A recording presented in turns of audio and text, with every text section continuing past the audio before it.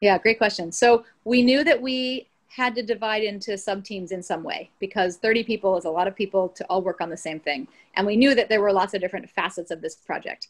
So we started actually by the framework given by the competition. They had sort of divided the system of a ventilator into subsystems. And so we thought, okay, we'll work with these different subsystems and put, one team will think about airflow and another team will think about controls.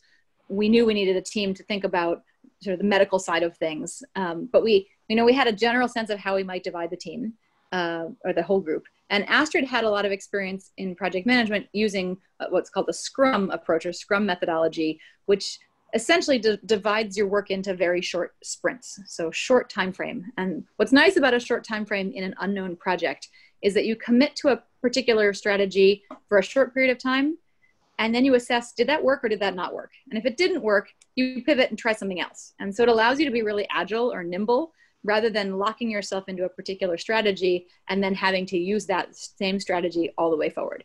And we didn't know how this was going to unfold. So I remember distinctly, we put together a plan for our first 5-day sprint. We called it Sprint 1. And we had this plan and we thought, okay, we'll pitch this to the team because we have to start somewhere.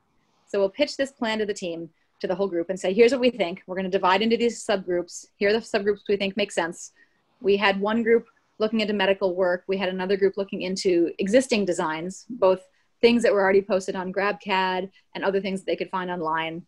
We had a group thinking about airflow. We had a group thinking about controls.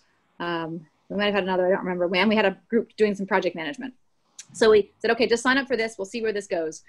And what became clear over that first sprint is that some aspects of what we were doing made sense and worked really well, but our general plan of how we thought round 1 was going to go didn't really make sense. And so we had a review meeting at the end of Sprint 1 where we talked together and sort of recapped what everybody had learned and thought, okay, this is good. There's some new directions we might want to go in.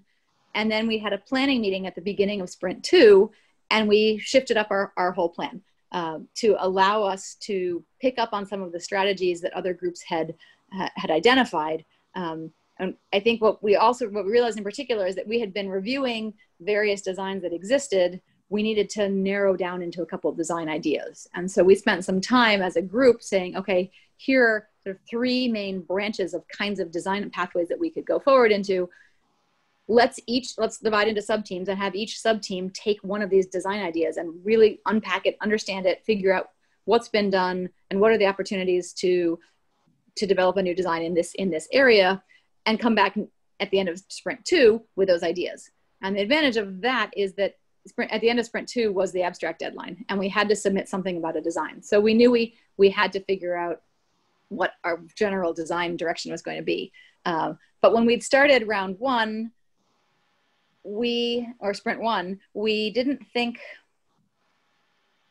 know that our direction would take us that way. We thought, okay, we'll have a group on airflow and we'll have a group on controls, and they'll work through their different subsystems and come up with ideas, and then we'll put them all together and we'll submit that. And what we realized is that wasn't going to work. We couldn't be thinking about airflow completely separately from controls until we had figured out what the overall system and design was going to look like. So once we figured out those pathways, and we then narrowed ourselves down and picked one, then we could dive into the airflow and the controls. So it's a little bit of a chicken and egg problem trying to figure out where to start. You have to start somewhere, but then once you learn something from starting there, then you have to be willing to pivot to a different direction. But we wouldn't have known we needed to pivot until we actually started. So for us, it was about willing to just dive in, see where we are. It's like swimming, you don't quite know what you're doing, but you just dive in and you start swimming. And then in swimming, you realize, okay, now I think I need to go this direction or that direction or use my arms in a different way. But you wouldn't know that just by standing on land trying to pretend or trying to understand it. You have to be in it. So we were in it, and then we adjusted once we were in it. And we were able to figure out a design direction. It was informed by a lot of research, but it was never enough research. We could have spent weeks, many, many weeks more trying to figure out which design direction to go into, but we didn't have the time to do that. In fact, remember, we came together for the Sprint 2 review meeting. It was about 5 o'clock with this meeting.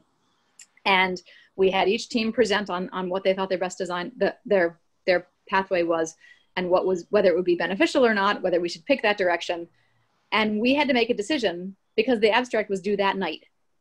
So we knew by 6 o'clock or 6:30 which design direction we were going to go. And then a few of us sat down and started writing up the abstract to basically say, okay, here's the design direction that we're going in. And we submitted that abstract.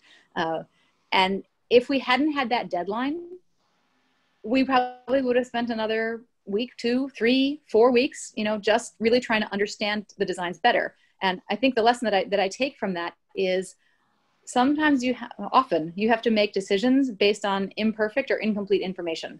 And it's usually better to make the decision without 100% information, because you can't afford the luxury of taking the time to get 100% information. And in our case, it really made a difference to make the decision and then go forward and then learn additional information that we needed. As humans, we want to have all the facts, but it's rare that you'll get all the facts and you'll have all the information, especially in the time frame that you're usually working. And so we learned as a group to be very comfortable with uncertainty and very comfortable with chaos, and recognizing that, okay, we're going to pick a direction. Maybe it's not the best direction, but it's the best direction that we know of right now based on what we know. And we will go forward from here. Because if we don't make a decision, we won't go anywhere. We'll just keep getting more information, but we won't necessarily be any better off 3 weeks later in terms of more information. We may end up making the same decision. So it's a hard lesson to take in, but it's something that this group did really well. And the time pressures of the competition really helped us to reinforce that we had to make the decision and we had to go forward.